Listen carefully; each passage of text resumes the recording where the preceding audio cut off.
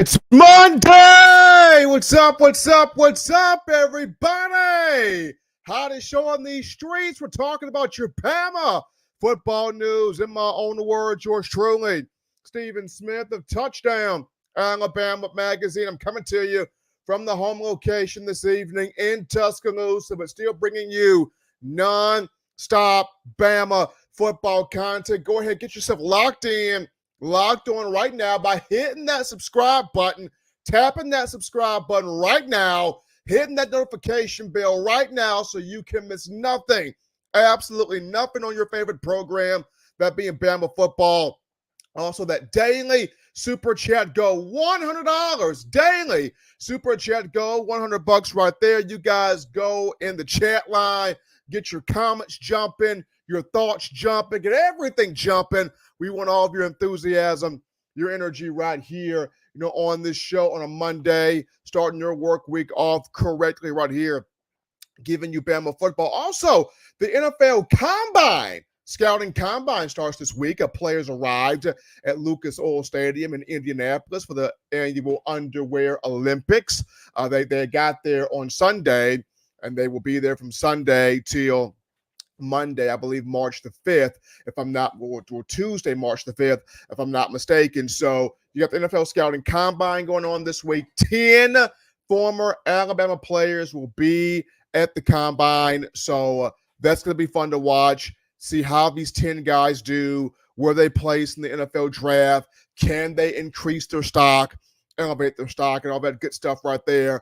Alabama continuing to announced the finalization of coaches on Kalen DeBoer's staff. We'll get into grading that staff. We'll also get into the positional units to where we could see a freshman rise and either get some early playing time or become a starter. All those questions right there. But definitely get your thoughts right now into the comment section. We're taking your comments. We're reading them here on the show. I appreciate all of you guys checking us out here on a Monday. And to start here with these comments we got J-Dog 67 writing in with the new playoff form, with the new playoff schedule. Are we still going to have to wait a month for the playoff games to start? with the new 12-game playoff schedule for the CFP, J-Dog, I don't think we would have to wait a month. I don't think there'll be any waiting. I think once you get through the conference championship games, I think that they're going to start, going right into it. I think the first round of those playoff games will begin December 20th. Good thought there from GT18. I think the first round of playoff games would start December 20th. J-Dog 67 writing back in, Roll Tide Roll. We're coming out swinging. Bama definitely coming out swinging. Going back to GT18's comment, he writes in the first round of playoff games in the new 12-team format would start on December 20th. No more waiting. We get that football. Roll Tide and Rise Up, says Roll Tide family. Appreciate that, Roll Tide and Rise Up, starting us off here on the show, helping us out here on the show. We got B Jammin' with the RTR. Appreciate that from B Jammin' here on the network. We got Michael Smith, DJ Smitty with the what's up, bro? Roll Tide. Appreciate you, Mike, helping us out here on the show.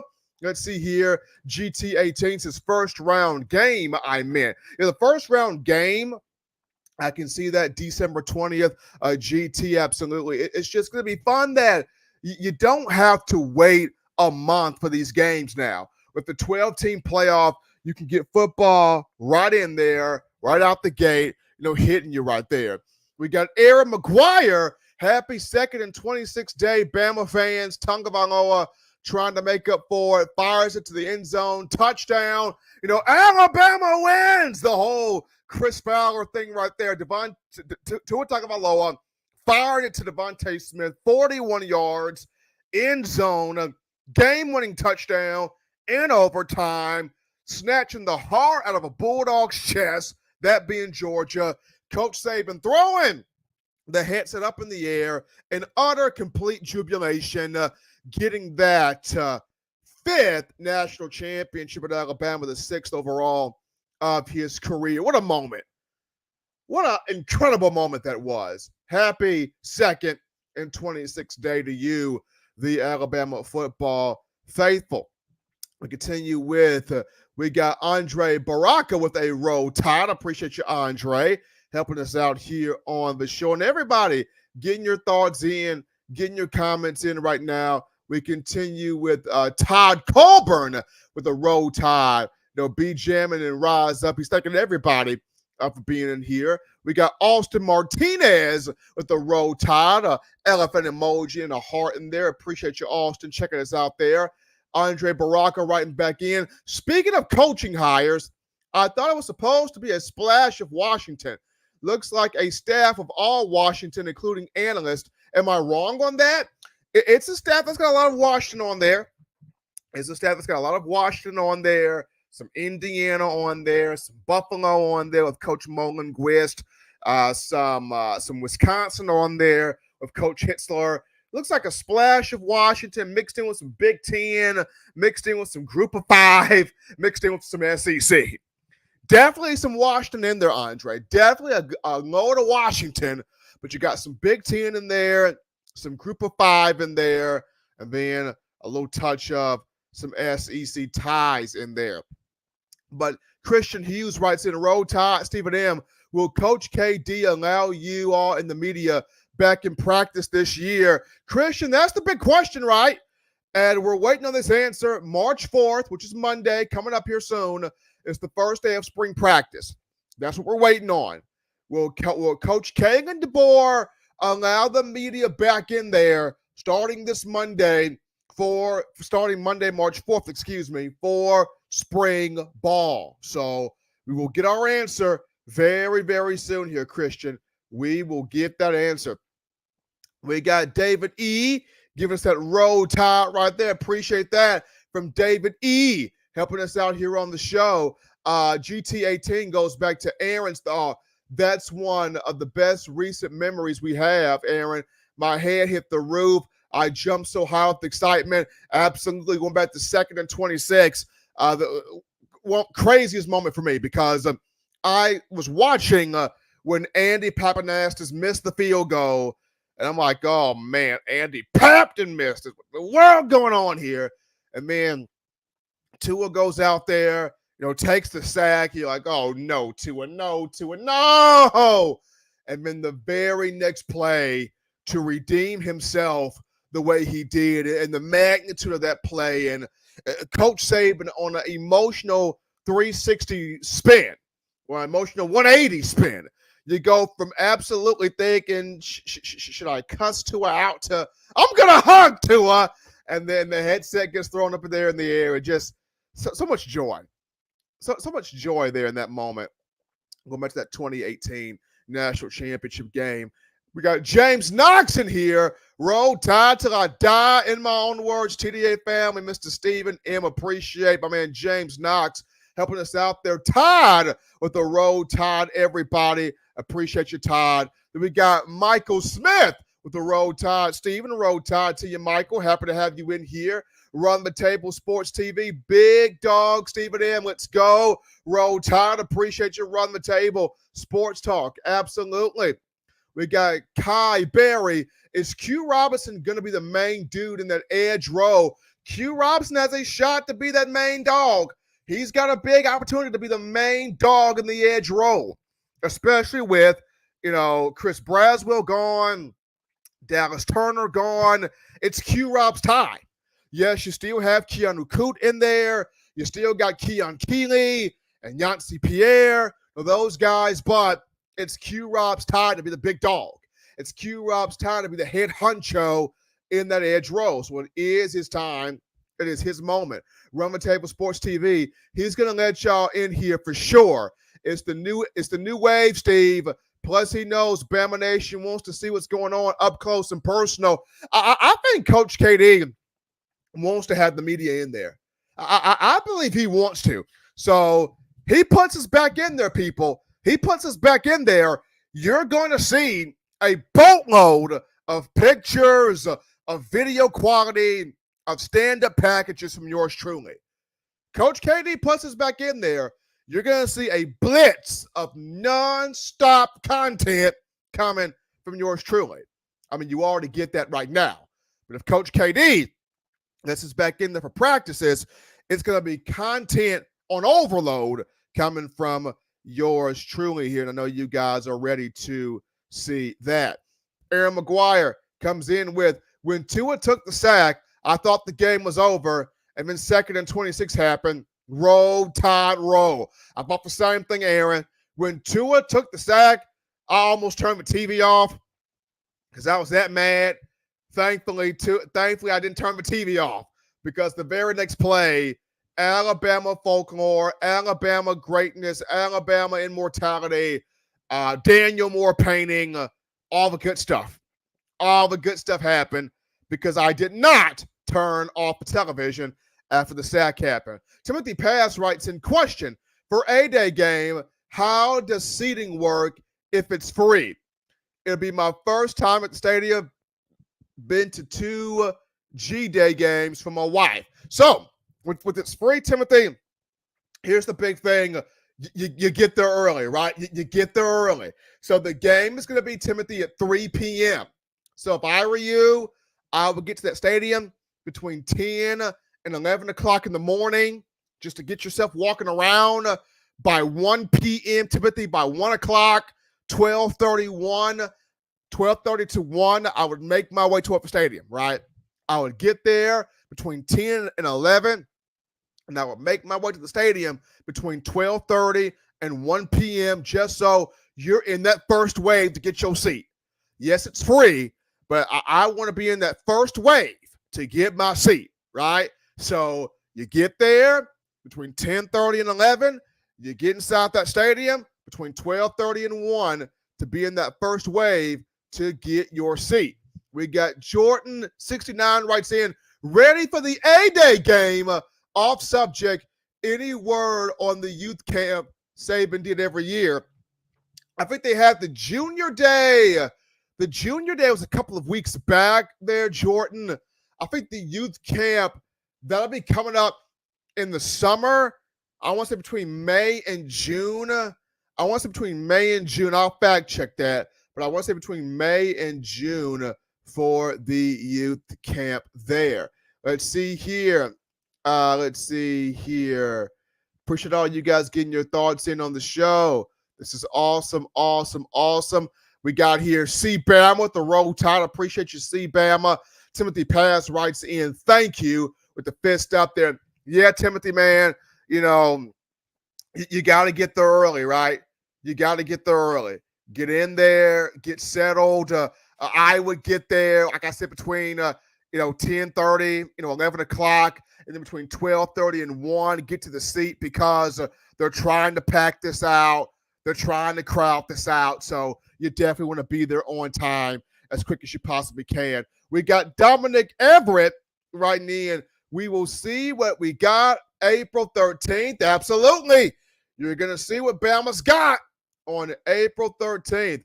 I will definitely be there. So for those of you that are trying to find me, I will be at the A-Day game April 13th, but I will be there as a fan.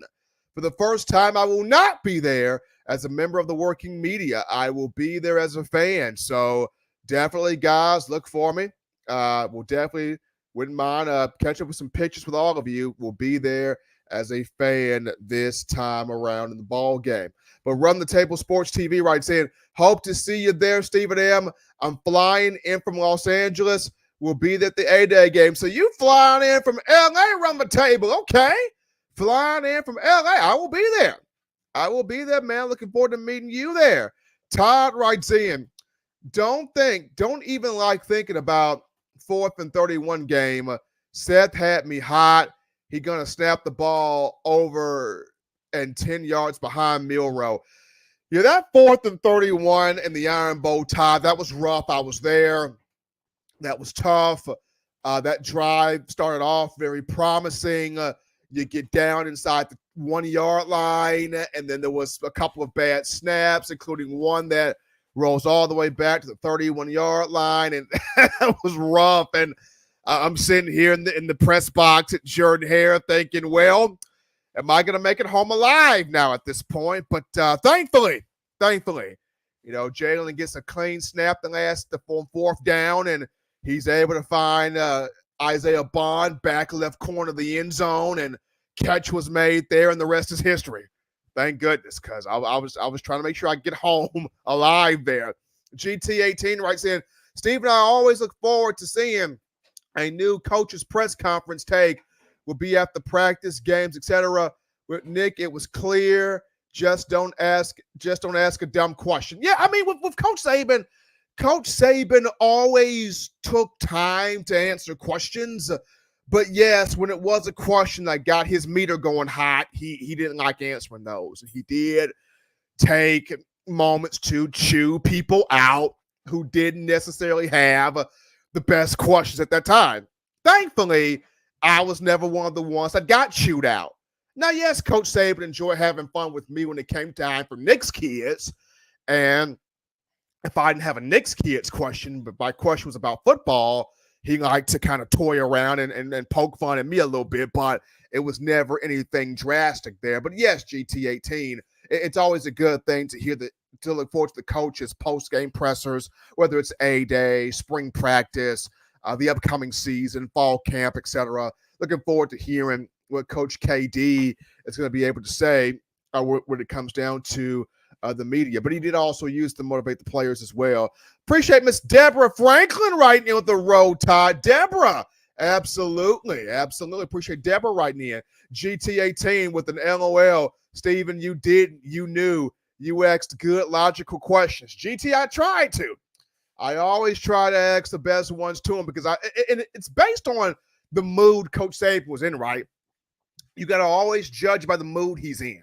If Coach Saban comes in the room and he's got sweat all off his face from practice and his hair's kind of droopy and he walks in with his outfit drenched in sweat and he walks in there and the paper's halfway covered with sweat, you just knew not to tick him off. You just knew that. Now, if Saban walked in with a smile, he was kind of laughing and he was kind of joking around and he kind of had a playful mood, then you can maybe slide in like a good fun question right there. But it was kind of based on what was Saban's mood in the building. If it was a good mood, then you could be a bit more lenient. You could have some fun with that. If it was one of those moves where he ain't trying to be bothered, hey, get your question in, make it a good question, and move along. So I kind of had a good gist of what he, was going to look at there at that time. But we're going to actually get into topic number one of the conversation here on the show. You guys continue to get your thoughts in, get your questions in here. Appreciate all of you guys helping us out here. But our first topic of conversation, people, we're going to actually look at, and I know a lot of people don't like doing this. A lot of people don't like doing this, but I do this because it brings fun, creative content to you, the Alabama faithful, and it also sparks conversation, right? And this is the purpose of this show. To not only bring you the information, but to spark conversation, to spark a dialogue here. So the first topic is we're going to grade the coaching hires that have been made. We're grading Bama's coaching staff. What would be the overall grade you would give the staff right now?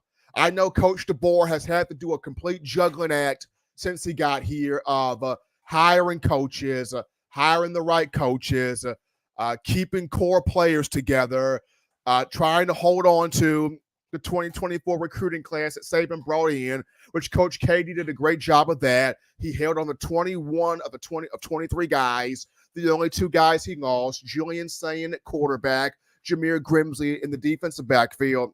And then, Coach KD was even able to dabble into the transfer portal to pick up some big names there. So when you look at the staff, how do you grade the staff so far? To me, I would have the staff C plus B minus so far. C plus B minus. And the only reason why I would give it C plus B minus and leaning more so towards B minus than C plus is we got to see what it does on the field. These are all names that much of them haven't been proven yet in a marquee program. That's why I'm going C plus B minus range. These guys haven't been proven yet in a marquee program. And we all know when you come to the University of Alabama, people, it's different. The vibe is different. The pressure is different. The expectation is different. The motto is different. The mantra, it's different here. It's different. It's one thing to excel in a Big Ten program like Michigan State or Indiana. It's one thing to excel in an ACC program. It's one thing to excel in a Big 12 program like Baylor. It's one thing to excel in a Pac-12 program like Washington. It's completely different when you come down to the Southeastern Conference where the slogan is, it just means more. Football just means more. Winning just means more. Championships just mean more. It's different when you come down to the SEC and primarily Alabama, where the expectations are through the roof, where the protocol is excellence. I don't care what season it is. It's different, right? So these guys have got to prove themselves here. Like Coach Shepard's got to prove himself here. Coach Hitzler's got to prove himself here. Coach Molenquist has got to prove himself here. Coach Chris Kaplovich has to prove himself here. Coach Brian Ellis that will work with tight ends, he's got to prove himself here.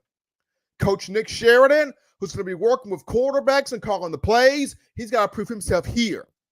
All of those guys, with the exception of Rob Gillespie and Freddie Roach, they've got to prove themselves here at Alabama. That's the big thing. That's why I'm giving this C plus B minus. Even down to Coach KD as the head man. He's got to prove himself here. So that's the thing.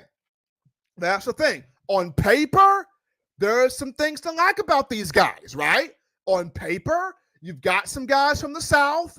They know how to recruit the South. On paper, you got guys that have ties to the Southeastern Conference. They know this region. They know this area. On paper, you got some guys that have a firm understanding of what sugar and grits are. They know what barbecue is. They know what it takes to understand the South and the Southeast. They get it. on paper, they get it. But it's a whole different story. It's a whole different ball game when you transition from on paper to on that actual field. It's a big difference. We all know it. It's a big difference when you go from on paper to on the gridiron. When you go from on paper to being about that action. It's completely different. So that's why I'm giving it C+, B minus. Maybe I'm off base. And if I am off base, I want you guys in the comment section to give me your thoughts, to give me your grading scale, to give me what would be the overall grade coming from you, the Alabama football fans, because you guys make this program what it is, right? It's your passion, your energy, your enthusiasm, right? So if my C plus B minus is off base, which it could be, just my opinion, which it could be, what are your thoughts here? Definitely want to engage you in this conversation, but for me, it's just on paper, I see good things, but I'm just wanted to want to check out, okay, what do they do on the field? What do they do in spring practice? Can they get these guys, these players to buy in spring practice? Will the system being ran be able to work here when it comes down to the regular season in the fall, right? When you look at Nick Sheridan and Jamarcus Shepard as co-offensive coordinators, and then you have your defensive coordinator, Kane Womack, running the Swarm D425 with his co-DCs in Coach Hitzler and Coach Molenquist, how will this all work, right? How? I think that's our main thing. That's our main focus. I like the hires in terms of you bringing them in before spring practice starts. I like that they've got some ties to the South. I like that they have ties to the Southeastern Conference. I like what they can potentially do in terms of recruiting. When you talk about getting on that field, can this group produce? That's the big thing. So right now I got C plus, B minus. We'll see where it goes there. We're going to take our first break here on the show. Don't touch that dial. We're just getting you started here upon our return. We're going to go to the phone lines. Not phone lines, my bad. We're going to go to the chat line. Excuse me. From the home location here, Steve. The home location. We're going to go to the chat line to get your comments, get your thoughts here, what you think about it. As of right now, though, check out our partners here at Alumni Hall in Tuscaloosa. They got some stuff for you guys here. Let's check them out. We'll be back. We're out here at Alumni Hall in Tuscaloosa.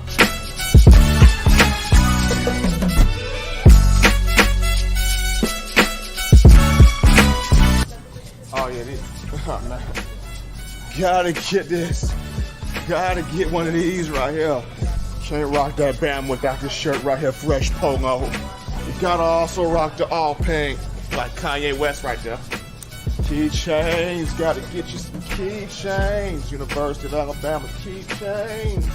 I'm telling you, if you are a die-hard Alabama fan and you're looking for some big-time apparel, this place has got everything. We're talking shirts, shoes, sweatshirts, hoodies, cups, mugs, keychains. If you're just a Tide fan that has an itch to get more apparel, get more swag in your game, you come right here at Alumni Hall in Tuscaloosa, right here in Midtown Village. And also you can shop online. The link is in the description to get your gear right here at Alumni Hall. Absolutely, folks. Alumni Hall. Check out our guys right there. Right there, helping us out here. Touchdown Alabama Magazine. Our guys Alumni Hall located Midtown Village in Tuscaloosa. But now, we're going to go to your comments right here. Going to get your thoughts right here on the show. Let's see what we got here. See what we got here. Okay. All right. Here we go. We'll start things off here with my man Run the Table Sports TV, who writes in, those bad snaps are the reasons why Justice Haynes got taken out when he was on a roll. That goes against Run the Table Sports TV. Going back to the Rose Bowl match between Alabama and Michigan. Rough snaps there from Seth McLaughlin. Of course, now he is at Ohio State. We got Andre Baraka writing in. He got you on the Knicks kids. LOL. Saban didn't get me on the Knicks kids. He got me on the Knicks kids. He got me on that one. Now, of course, he was joking. He was joking. We kind of had like a fun back and forth there, but he did get me on that one. He did get me on that one. He did get me on that one. Roman Table Sports TV, I'm going to give them a B- only because we didn't keep Huff for the O-line. Okay, so Roman Table Sports TV is right there with me. I got C+, B-. He's got B- only because Bama didn't keep Scott Huff as the O-line coach. I like that. I would have loved to have kept Scott Huff. You know, Coach Chris Kaplovich, coming over from Baylor. He does have a strong pedigree to his own credit, especially what he did at North Carolina and Michigan State. I would have liked to have kept Coach Huff, but it is what it is. But B-, okay. Let's see. Deborah Franklin says she will say B, so she's got it firm B. So we got B-, B from Deborah here. Dominic Everett, he says B. So we got our B here. We got B from Dominic, B from Deborah, B- from On the Table Sports Talk. I got B- myself. So, okay. So far, my thought process not far-fetched so far. Okay. Dominic writes back in, keeping Freddie was a good move. Keeping Freddie Roach was a good move. Keeping Freddie Roach and Robert Gillespie were both good moves. These are two of the best recruiters in college football. These are your two best recruiters currently on staff. These are two guys that know how to develop their position.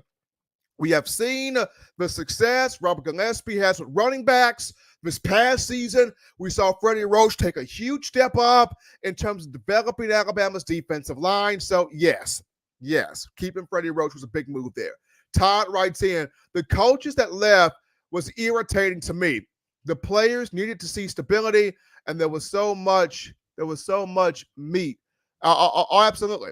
Absolutely. The players needed to see stability. It was irritating to see guys leave. It was irritating to see Ryan Grubb go and taking Scott Huff with him. And it was irritating to see the likes of Travaris Robertson go. And it was irritating to see Robert Bala go. And yes, I understand Kevin Steele left because of retirement. I get that. So that's not thrown into the pot here. But to see Scott Huff, to see Huff, to see Robert Bala, to see a lot of these guys go, Coach Grubb, these guys go. It was irritating, but it is a good thing that the coaching staff did get finalized before spring ball. GT18 writes in, I think it's still kind of wait and see.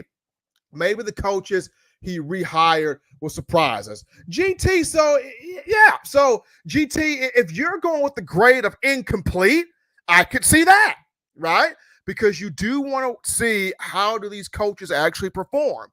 So if you're of the mindset of, Steven, let's give these guys a grade of incomplete because we're still not sure. We still want to see what they do once they get on the field. I can understand that. A grade of incomplete would be admirable there, would be understanding there. David L. writes in, he 100% agrees with my statement, just hoping these guys rise to the moment. SEC, a different animal. That's what I'm saying. That's the main thing. It's one thing to perform well at a different program, in a different conference, right? That's one thing.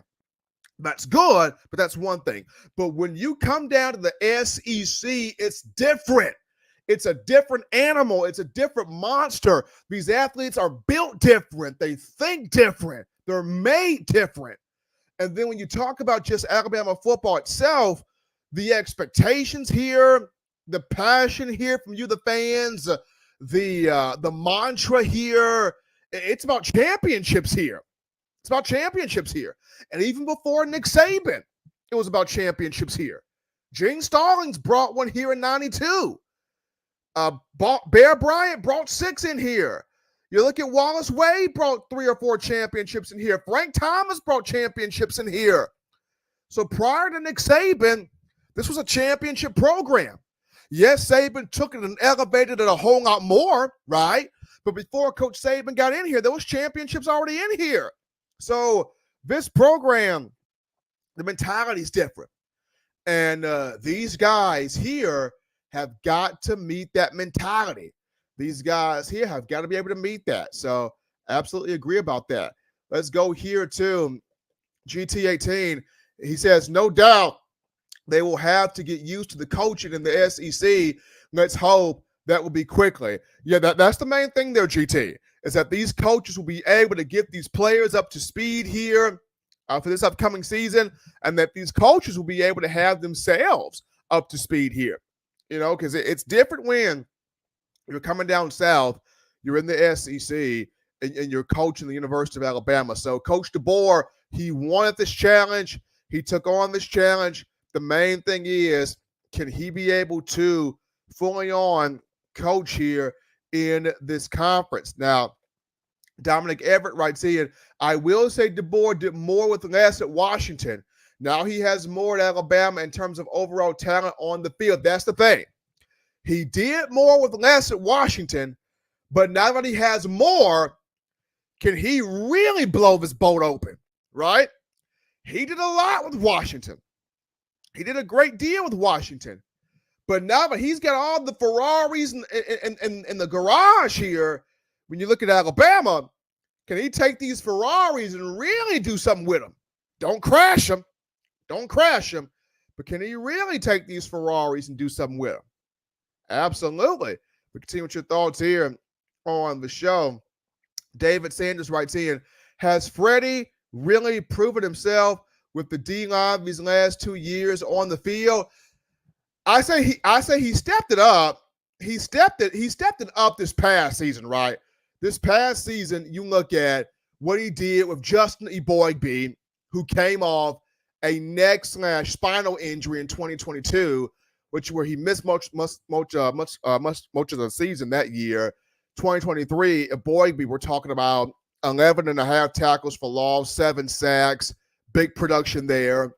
We saw what he was able to do and develop with T.M. Keenan, making him a full-time starter. Jaheim Otis grew more last year. Damon Payne was able to get out there and do some things. So this past season, Freddie did take a step up in terms of the development. Now, of course, we are asking the question, when do we get that Jonathan Allen type defensive lineman, that Daron Payne type defensive lineman, that Quinnen Williams type defensive lineman, that Christian Barmore type defensive lineman? Yes, we are asking those questions. And I feel like Damon Payne has a chance to be one of those types of guys. James Smith as well. So I think that's the next step there for Freddie Roach, is getting one of those guys to just be somebody that can really, truly just take over. That's the next step there for Freddie, is getting one of these guys already on the roster here to be the guy that can really, truly take over football games like we've seen here in the past with recent defensive linemen. Todd writes in, hated the coaching musical chairs that was happening. The players needed to see stability right now. I did not like the musical chairs either. Didn't like the musical chairs either. But at the very least now, Todd, you got these guys finalized, right? You got them finalized. You got them under contract before spring practice. So if this would have went on into spring practice, that would have made me a bit more nervous. But because they got it finalized prior to spring practice, that eases me just a little bit there. That eases me more now. David L. writes in, grade incomplete. So David L. is going with the grade incomplete here. He's going with the grade incomplete here. Todd says C+ is legit. So Todd going with the C+. You see that? That's why I like y'all, Bama. That's why I like y'all, Bama fans. See, y'all are making me feel like I was not way off base. Mine was B- C+, and I kind of felt like I was a little bit off base, but y'all are making me feel like I'm right where I need to be at, but I'm not off base. I appreciate that. Todd is going C+ legit there. Let's see. GT18 writes in, good point, Todd. I'm just glad our core group of Milroe, Booker, Roberts, Moore, to name some, was able to hold it together. Those players played a huge role in that. They did. To have Milroe, to have Tyler Booker, to have Jaden Roberts, to have Malachi Moore, to have Devontae Smith, the defensive back, to have several guys say, I'm sticking around, I'm 10 toes down, I'm all in. Huge role. Huge job by those guys. And those guys will play a pivotal factor, not just on the field, but getting the young guys to buy in and to develop along as well. Absolutely. Absolutely, man. Here we go. Appreciate all of you guys. Appreciate all of you guys coming in. Let's see here. Christian Hughes writes in, Stephen M. is Charlie Strong still on the coaching staff? I don't think Charlie was retained as a defensive analyst. I could be wrong, and I will check on that, but I don't think Charlie Strong was retained there as an analyst there. I see we got some in here. I see we got my man Jason Hayward. Let's go. Jason Hayward dropping in that $5 donation, helping us out there on the show. Hayward writes in, it makes me laugh seeing other podcasts predicting us to fall off, going 8-4 or worse. It's time to lank right here. I do not see 8-4. People are panicking, Jason. We all know this. People like to panic, push the panic narrative.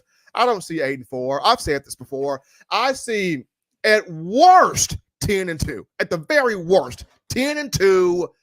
SEC championship, you get in the playoffs. At worst, 10-2. 11-1. At worst, 10-2. Now, I've also said this.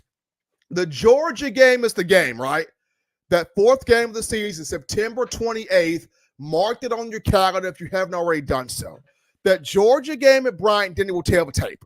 If Alabama goes in there and just mollywops Georgia big time, this could be a team that could go undefeated. Just saying, right?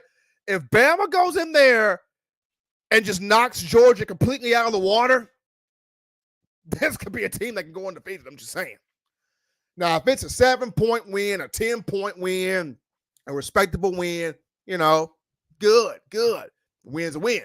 But if Bama goes in there and just lights Georgia up on fire, then this could be a team that could potentially run the table, literally run the table.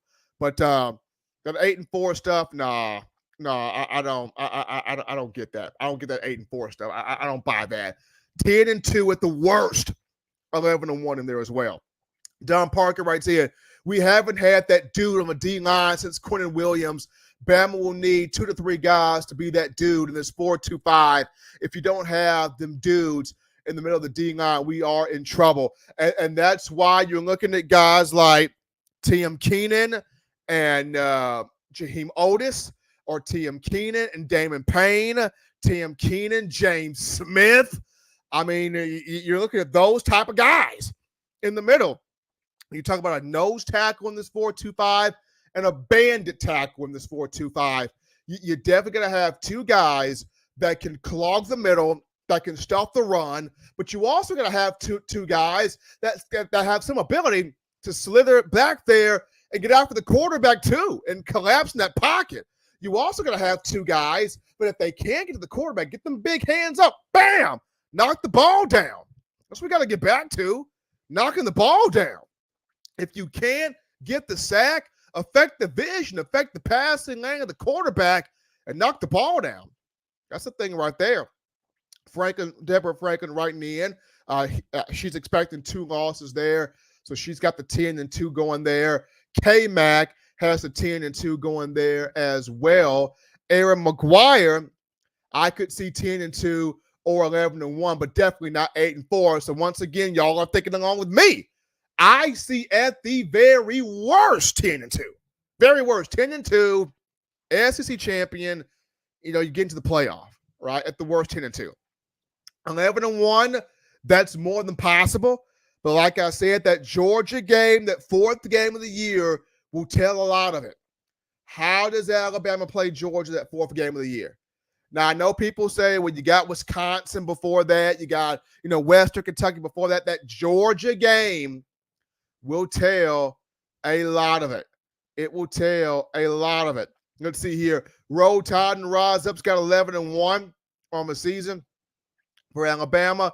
Let's see here. Don Parker writes back in. Let's get you here, Don. Steve, what we have now on the defensive line are not them dudes. I don't see anyone on the roster as of now as that dude. Let's keep it real. So as of right now, James Smith can be that dude. He just has to get out in the field.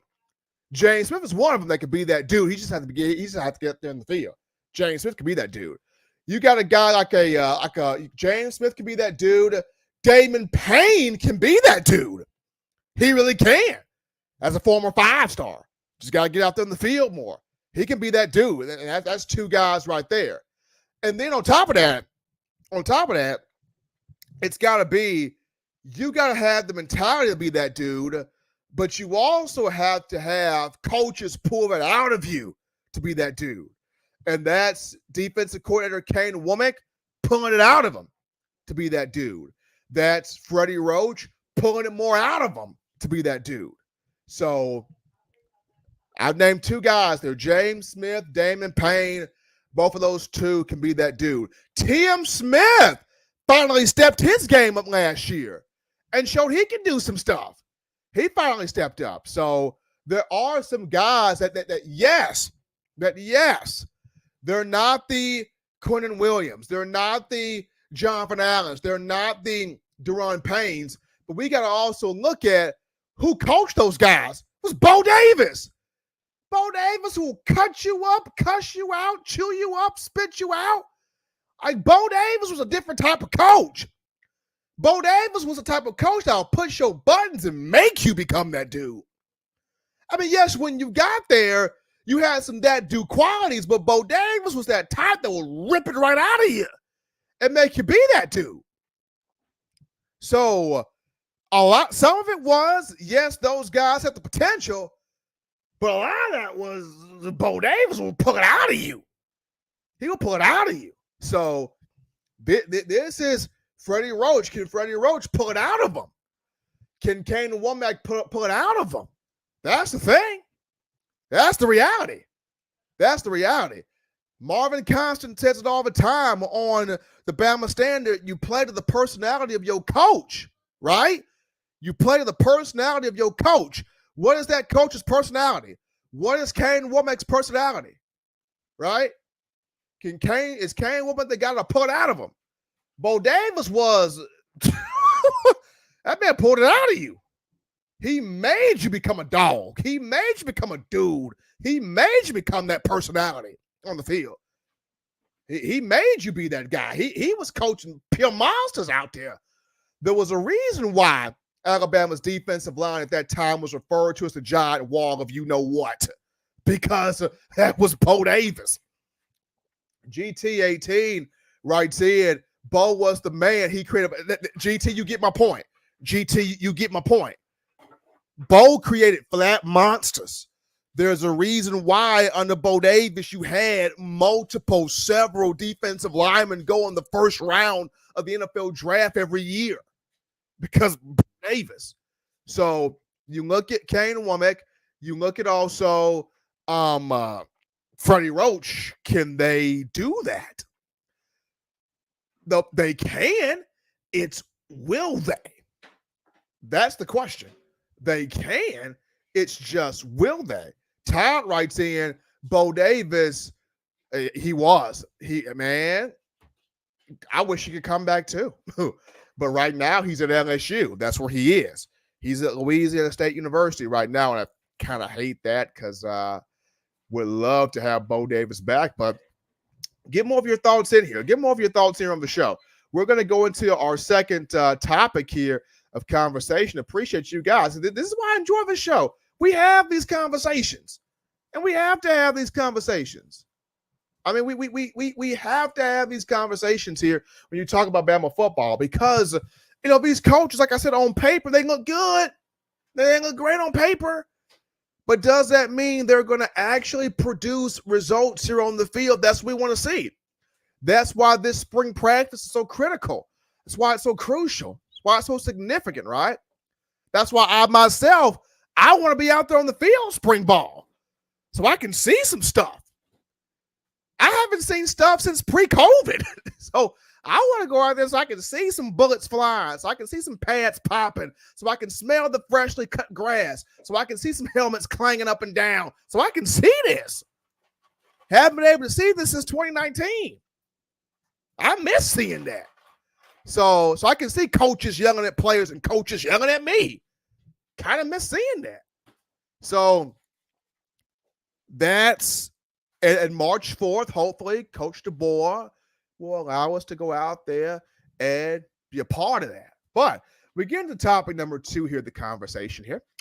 And this one, the position groups that we could see a freshman get some playing time, a freshman to either start or get some marquee playing time.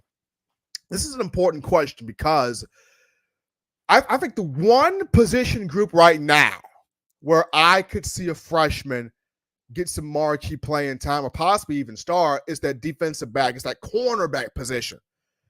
That cornerback position, folks, we're going to end up seeing a freshman. Unless Kalen DeBoer, prior to the transfer portal opening back up on April 15th, or when the transfer portal opens up on April 15th, if Alabama does not land a cornerback out of a transfer portal, another one, you're going to see a freshman because Damani Jackson, the transfer from USC, hasn't played all that much, so the jury is kind of still out on how good he is. He would be one corner. The other corner, it could be Jaleel Hurley, who is the lone scholarship cornerback from that 2023 class still here. Or if it's not Hurley, the pride of Florence High School, you would have to look at one of these freshmen, whether that's Xavier Brown out of California, whether that's Xavier Mincy, whether that is Rydarius Morgan, whether that is Dre Kirkpatrick Jr., whether that is Jalen Mbakwe. It's going to be one of these freshmen. One of these freshmen is going to have a chance to start at corner this upcoming season, start off in spring practice. Jalen Mbakwe is just an explosive athlete. Really love his tape at Clay Chalkville. He played everywhere. Would like to see what he does. It's just a pure corner. Rydarius Morgan from Central High School. That kid plays with so much heart. He plays bigger than what he is. Xavier Brown out of California has teach tape. Like, he's the most technically sound corner at the whole group. Pure teach tape. Xavier Mincy, I like that kid. He's got really good size, really good length, athleticism.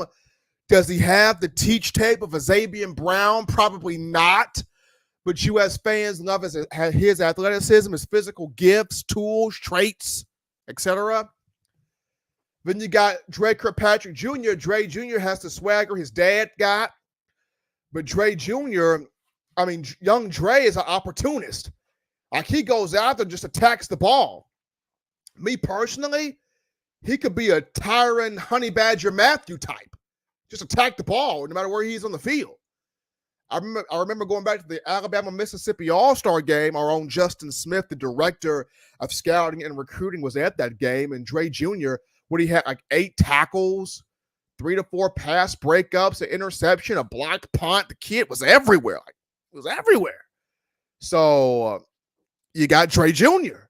So a freshman's going to have a shot to either start or get some massive playing time here at this cornerback position, especially if Bama does not pursue the portal for another cornerback to put with Damani Jackson. So that's my thing there, is a freshman could start at corner. Now, in terms of other positions, you could maybe possibly a freshman at wide receiver starting in the spring. Next season, you could see that. Ryan Williams is not a spring guy. He's a summer guy. So depending on what he does in the summer, he could very well get a starting spot in here based on his potential. When you look at Caleb Odom, he's pushing toward now being a receiver versus being a tight end. So you kind of now have to see, what does he look like in spring ball now? Because as a tight end, I would say most definitely you got to put Caleb Odom out there. But now that he's looking like more so of a receiver hybrid player, we got to now kind of see, where he kind of slots at, especially when you got playmakers returning, Kobe Prentice, Kendrick Law, Jalen Hale, Jaron Hamilton, Emmanuel Henderson, Cole Adams. So you got dudes returning. Jeremy Bernard comes in from the transfer portal out of Washington. And then you got, Amari Jefferson as an early enrollee, Rico Scott as an early enrollee. You got a lot of talent in here. A lot of talent in here at wide receiver. But I see corner as the biggest position group that we could see a freshman start or get some massive playing time. But definitely want to get your thoughts. I want to hear from you here. What position group do you feel like a freshman will get a chance to either start or get some massive playing time? We're going to take another break right here, folks, from the show. Don't touch that down. We'll be back in just a moment after we get another word from our guys at Alumni Hall. We're out here at Alumni Hall in Tuscaloosa.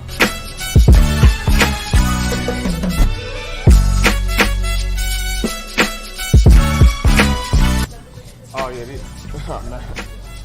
Gotta get this. Gotta get one of these right here. Can't rock that Bama without this shirt right here, fresh polo. You gotta also rock the all pink, like Kanye West right there.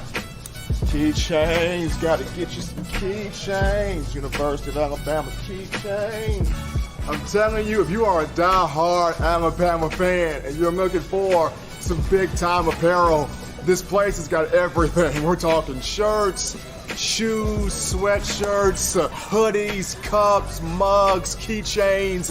If you're just a Tide fan that has an itch to get more apparel, get more swag in your game, you come right here at Alumni Hall in Tuscaloosa, right here in Midtown Village. And also you can shop online. The link is in the description to get your gear right here at Alumni Hall.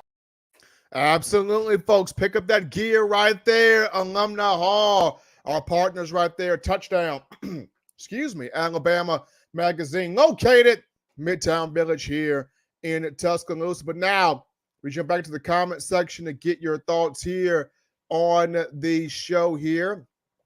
Let's get your thoughts right here. So we got DJ German writes in, Jalen Mbakwe maybe. So he has Mbakwe being a starting corner as a freshman. He's got Jalen Mbakwe. Run the Table Sports TV has got two freshmen. Well, he's got two selections there at corner. He's got Jalen Mbakwe / Xavier Brown. So he's got one of those two guys starting there, freshman as a corner. Now, Run the Table, do you like both of them starting at corner or just one of them? Because if they both end up starting at corner, I would tremendously enjoy seeing that. But is it just one of them starting at corner or both of them when you look at Mbakwe and Xavier Brown? David L. writes in, any info lately on Scott Cochran? Nope. No further information so far on Scott Cochran, aside from him no longer being at Georgia. No further information there on Scott Cochran. Todd writes in, gotta run, y'all. Have a good evening and roll Todd. Appreciate you tuning in, Todd. Appreciate you tuning in. You enjoy your evening, my man. We got Don Parker writing in, Nick Sheridan hire as a head coach. It was a head scratcher for me. They couldn't get a better OC. Don, I know, man. I know. And this is the reason why Ryan Grubb's departure rubbed a lot of people the wrong way, because for me, I would have loved to have seen Alabama go after Kirby Moore at Missouri, especially with what he did under Eli Drinkwitz this past season. Kirby Moore, very smart, sharp offensive mind there. Would have enjoyed that, but Crimson Tide chose to not go in that direction. Instead, they go Nick Sheridan to be the OC and the quarterback's coach, and you put Jamarcus Shepard around him, among others, as from an analyst perspective. But we're just going to have to see how this goes, man. We're going to have to see how this happens. Run the Table Sports TV. We got Keon Sabb. Bama does, but Keon Sabb would come as a safety, not a corner. He would come as a safety, so that would solve the safety issue. You would have Keon Sabb and Devontae Smith as your two safeties. However, would Kane Womack take Keon Sabb and make him a corner instead of a safety? if he does that, if he makes Keon Sabb a corner instead of a safety, then you would have Damani Jackson and Keon Sabb, and your two safeties would be Devontae Smith and Tony Mitchell, if you chose to do it that way. There's nothing wrong with that. I would be okay with that, but it's, what does Kane Womack do? Does he put Keon Sabb as a corner and let it be Keon Sabb and Damani Jackson? Does he keep Keon Sabb as a safety and let it be Keon Sabb, Devontae Smith at both safety spots, and either get somebody else from the transfer portal to be a corner opposite Damani Jackson? Or does he look at one of the freshmen to run that corner spot? So, going to be intriguing here. Run the Table Sports also writes in, Ryan Williams should have gotten there in spring to get a leg up on guys. Now he's going to be a step behind. He wanted to come in the summer, run the table. I mean, I would have loved to have seen him come in the spring, but maybe he's a type that could be a Jalen Waddle type. Remember, Jalen Waddle didn't come into the summer of 2018. And we saw when Waddle came in, he was undeniable. We saw when Jalen Waddle came in how undeniable he was. So we will see. I mean, Jalen Waddle came in the summer. We saw how good, how elite he became. That could be something right there. Absolutely. Absolutely. Let's see here. Don Parker writes back in, let's hope we get some quality, tough, and meaningful competition at all positions, freshman or not. May the best players get on the field. Don, that's the main thing. May the best players get on the field. That's what Alabama's been lacking the last few years. Not having the best players at every single position on the field.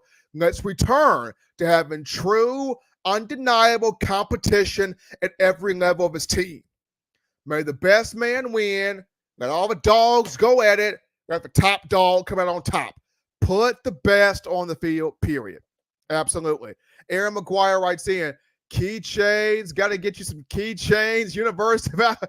Hey, that's what it is, man. University of Alabama keychains, man. Commercial. Got to love the commercial there for Alumni Hall. Got to get your hands there on those keychains. Got to love the keychains, man. Absolutely. Let's see. Run the Table Sports comes back with cornerback Xavier Brown. George Teague stamped him and went and watched his tape. He has it. Instincts, plays the ball, aggression, swagger, fundamental.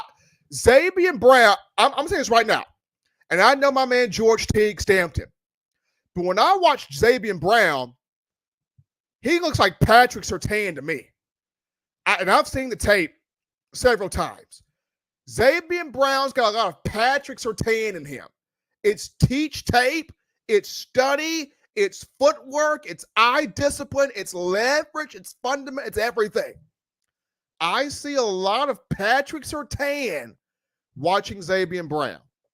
Absolutely. Timothy Pass writes in, I'm going to spend a good amount of money at Alumni Hall during an 8-day week. Timothy, okay. During an 8-day weekend, when you're at Alumni Hall, Timothy, let me know so I can come and meet you. When you're at Alumni Hall, Timothy, let me know so I can come and meet you. Absolutely. Let me know so I can come and meet you. Let's see here. We got Sarita Vlogs writes in, where is your next radio appearance? Good question there. Well, the next appearance I'm gonna have, though, as far as A-Day, is gonna be with my guys, the Bama Standard, at the Paul Bryant Museum, which will be Friday, April 12th. Check us out, Paul Bryant Museum, Friday, April 12th, the Bama Standard. That's where I will be at with my guys, Justin Riley, comedy legend, star of this show, the Steve Incomparable Brown. Oh, my gosh. Marvin Constant, Bo Scarborough, yours truly. Hopefully Steve Brown will give him that NIL for doing it like that, because he told me I had to do it like that. So there you go, Steve. There you go right there. But, yes, we'll be at Alumni Hall, but Paul Bear Bryant Museum on Friday, April 12th there for the A-Day. Paul Bear Bryant Museum right there with the Bama Standard. Let's see here. The Bama Standard. Speaking of the greatness, they got us. My man Justin's right in. Steven got put in the laundry room again. So this show by NIL brought to you by Dorothy's Laundry. So appreciate Miss Dorothy here. Dorothy's Laundry right here. NIL. Dorothy's Laundry. I had to make up the NIL some type of way. Had to make up the NIL some type of way right there. So Dorothy's Laundry, NIL, there you go. 6 p.m. Central is definitely alumni, the Bama Standard, Paul Bryant Museum, Bama Standard, Paul Bryant Museum, Friday, April 12th, 6 p.m. Central. Get right there. Timothy Pass writes in, oh, snap, I sure will. Where do I contact you on? IG, Twitter? Twitter, yes. Twitter, absolutely, yes. Twitter at Coaching M. Smith. You can contact me right there on Twitter at Coaching M. Smith right there.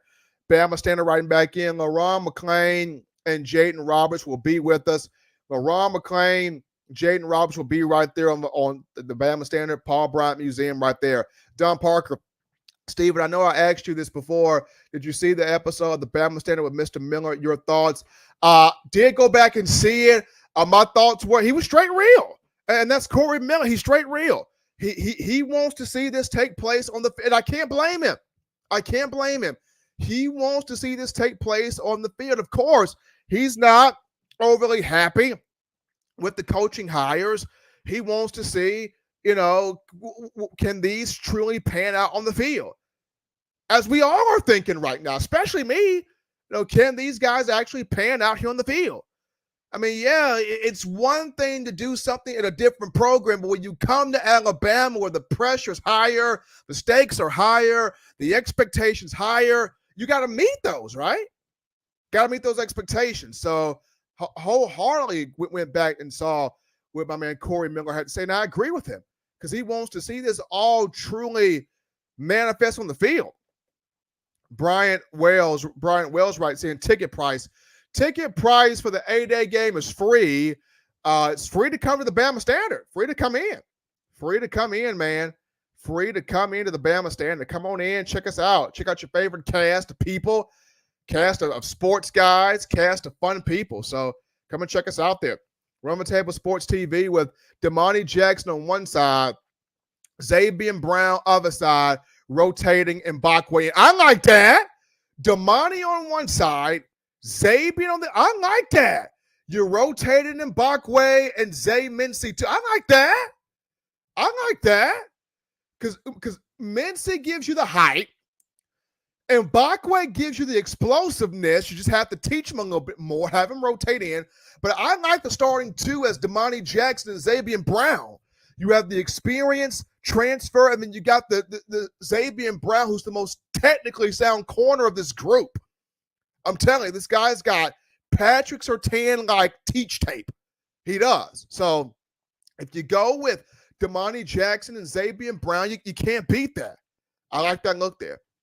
Mark Paul writes in, Steven is in the building. I am right here in the building, Mark. Appreciate you checking us out here. Appreciate all of you guys checking us out here on the show today, getting your thoughts and your comments in. We're going to go now to the final topic of conversation on tonight's show. And this final talk is Bama in the NFL scouting combine. The combine is this week. The players, the early arrivals, they got there on Sunday to Lucas Oil Stadium in Indianapolis for the annual Underwear Olympics. That's what I like to call it. Underwear Olympics, where you're getting these guys tested, you're getting these guys timed, all that good stuff. The Underwear Olympics. And so Alabama's got 10 guys in the combine. Got 10 guys in there. We're looking forward to seeing how all 10 guys perform. Yesterday, you had the linebackers show up there and defensive linemen. So that was Dallas Turner, Chris Braswell, Justin Aboigbe got there on Sunday. And then today, you got the defensive backs and tight ends.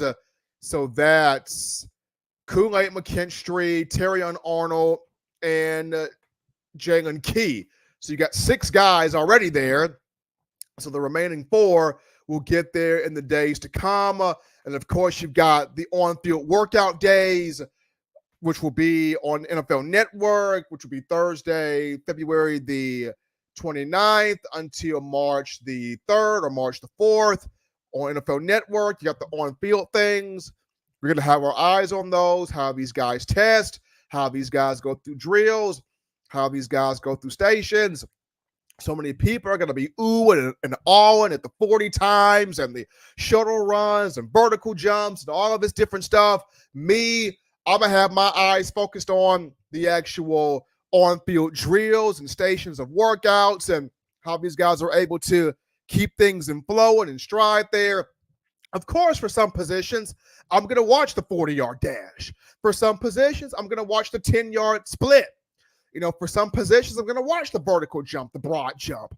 For some positions, based on how important that particular drill or station is, I'm going to watch certain things. But I'm not going to base everything off, he ran a 4.384. No.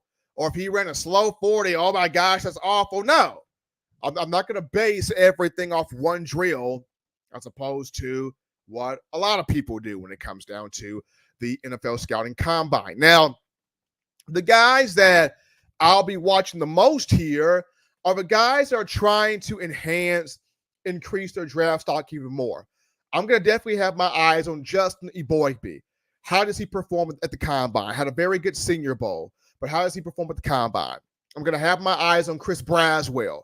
Everyone's talking Dallas Turner, but I'm going to have my eyes on Chris Braswell. How does he perform here at the Combine? I'm going to have my eyes on the likes of Terrion Arnold. I mean, people talk Kool-Aid, but Terrion had a tremendous season this past year, second year playing corner. How does he come out at this Combine? How does Terrion come out? I'm going to watch Kool-Aid as well, but how does Terrion perform here in this Combine? I'm going to have my eyes on Jalen Key. How does he test here in this Combine? I'm going to have my eyes on Will Reichert. How does he do at the Combine? Because Will Reichert could be the first kicker since Roberto Aguayo in the 2017 draft to get taken high. Remember, Aguayo came out of Florida State. He got drafted in the 2017 draft. I think he went second round, number 49 overall. Remember the 2005 NFL draft, Mike Nugent went second round, 47th overall to the New York Jets. So it's possible for kickers to go high. Can Reichert become the highest drafted kicker in pro history? We're going to keep our eyes on that. I will have my eyes on Will Reichert to see where does he go to in this draft. And then last but not least, I'm going to keep my eyes on Jace McClellan. How does Jace perform here at the Combine? How does he do in the drills? How good is he moving? How good is he shifting and twitching and bending and going about things? I will keep my eyes on that as well. So NFL Scouting Combine this week, we're going to see a lot of Bama players increase their draft stock, increase their value, increase where they're trying to go to in terms of the next level. But my eyeballs will be on several of these guys.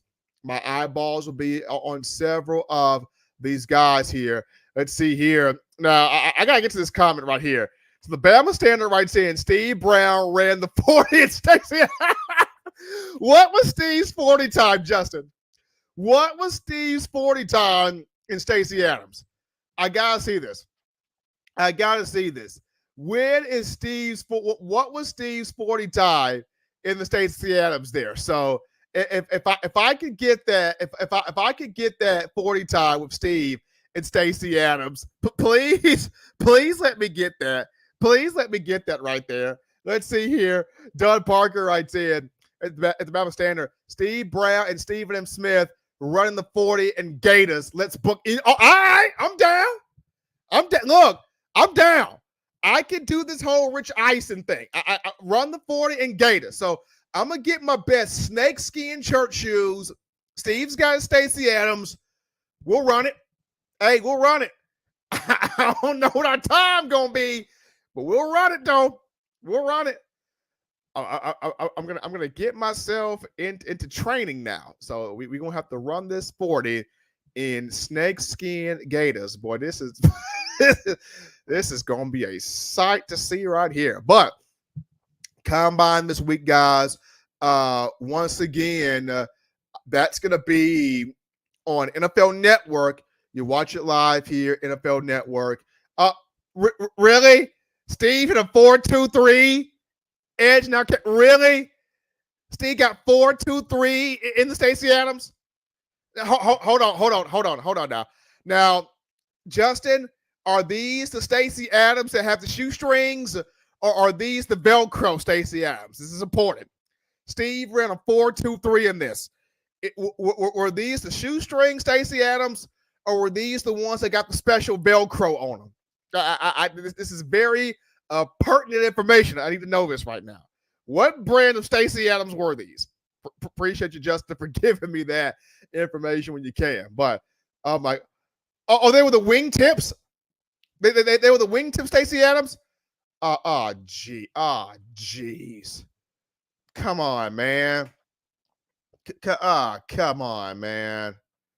Come on. He ran these in the wingtips. Jeez. Yeah. Okay. So I'm getting myself prepared, training wise, to run this 40-yard dash in snakeskin gaiters with Steve. So yeah. So I'm getting myself prepared to do this, recollecting all of the track speed here. He ran them in the hassles. He ran them in the hassles. Tassels. He ran them in the great. He ran them in the tassels. Great. Okay. I'm gonna get myself ready. I'm gonna get myself prepared. I'm gonna be ready to go. No pressure. We got this. No pressure at all. But yeah, folks, NFL Network.